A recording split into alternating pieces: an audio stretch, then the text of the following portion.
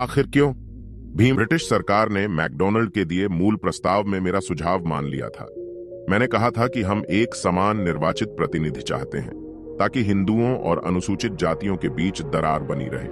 हमें लगता है कि अगर आप एक समान निर्वाचन प्रतिनिधि उपलब्ध कराते हैं तो हम समाहित हो जाएंगे और अनुसूचित जाति के नामित वास्तव में हिंदुओं के गुलाम बन जाएंगे, आजाद नहीं रहेंगे।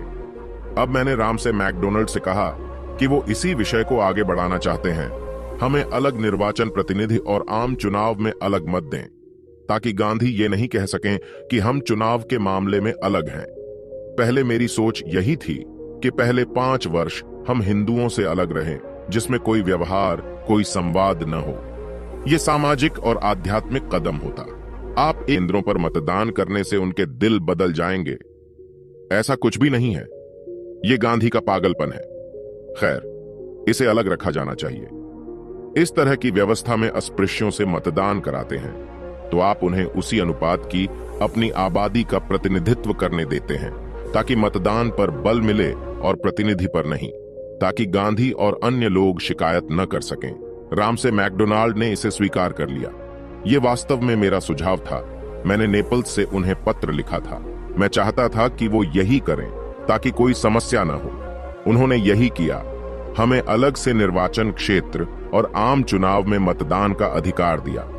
लेकिन गांधी नहीं चाहते थे कि हम अपने वास्तविक प्रतिनिधियों को भेजें, लिहाजा वो समझौते में अलग निर्वाचन थे। वो बस यही कहते थे। इस मुद्दे पर उनके गहरे मित्र अलेक्जेंड्रिया का उनसे खासा झगड़ा हुआ, जैसा उन्होंने मुझे बताया।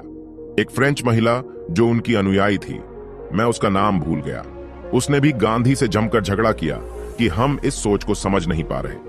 या तो आप कहें कि हम किसी को कुछ नहीं देंगे और एक सामान्य प्रक्रिया होनी चाहिए। हम इस बात को समझ सकते हैं कि आप इसमें लोकतांत्रिक प्रक्रिया देखते हैं, लेकिन यह कहना कि मुसलमानों और सिखों को प्रतिनिधित्व देना और अनुसूचित जातियों को नहीं, अजीब लगता है। वो कोई जवाब नहीं दे पाए। कोई जवाब नहीं। हमने ये उपाय सुझाया था। शुरू में उन्होंने भी इसे स्वीकार नहीं किया।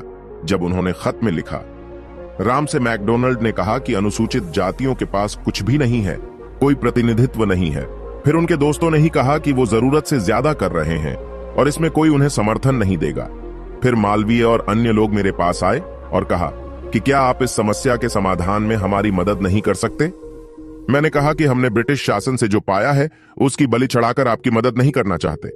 जैसा मैंने कहा कि मैंने दूसरा विकल्प सुझाया था। विकल्प यह था कि हम अलग इलेक्टोरेट छोड़ने को तैयार नहीं थे, लेकिन इसके लिए तैयार थे कि आप कुछ भी परिवर्तन कर सकते हैं। अंतिम चुनाव में खड़े होने वाले अनुसूचित जाति के उम्मीदवारों को पहले कि आप अपने उम्मीदवार को वापस न लें। ऐसे में हम उन लोगों को चुन सकेंगे जो संसद में हमारी आवाज बन सकें। यह प्रस्ताव गांधी को स्वीकार करना था, तो उन्होंने किया। हमें इस प्रस्ताव का सिर्फ एक चुनाव में फायदा मिला। 1937 के चुनाव में फेडरेशन ने चुनाव में बहुमत हासिल किया। गांधी के एक भी उम्मीदवार को जीत नहीं मिली। बिल्कुल उन्होंने तोल मोल किया। मैंने कुछ नहीं कहा। मैं आपकी जिंदगी बचाने को तैयार हूं, बशर्ते आप अड़ियल मत बने। लेकिन मैं अपने लोगों के जीवन के साथ खिलवाड़ करके आपकी जिंदगी बचाने नहीं जा रहा। आप देख सकते हैं कि इसके लिए मैंने कितना परिश्रम किया। मैं इस बात को अच्छी तरह जानता हूं। मैं आपकी सनक के लिए अपने लोगों के हितों का बलिदान नहीं करने जा रहा हूं। यह सिर्फ उनकी सनक थी। यह कैसे हो सकता है कि जिस सामान्य चुनाव से स्थितियां बदलने की बात की जा रही है वो स्थितियां न बदल पाए। दोस्तों, आज की वीडियो में बस इतना ही। इस चैनल पर मैं सिर्फ बाबा साहेब के जीवन से जुड़ी छोटी बड़ी सभी जानकारी लेकर आता रहता हूं। वीडियो को पूरा देखने के लिए धन्यवाद। आपका दिन शुभ हो।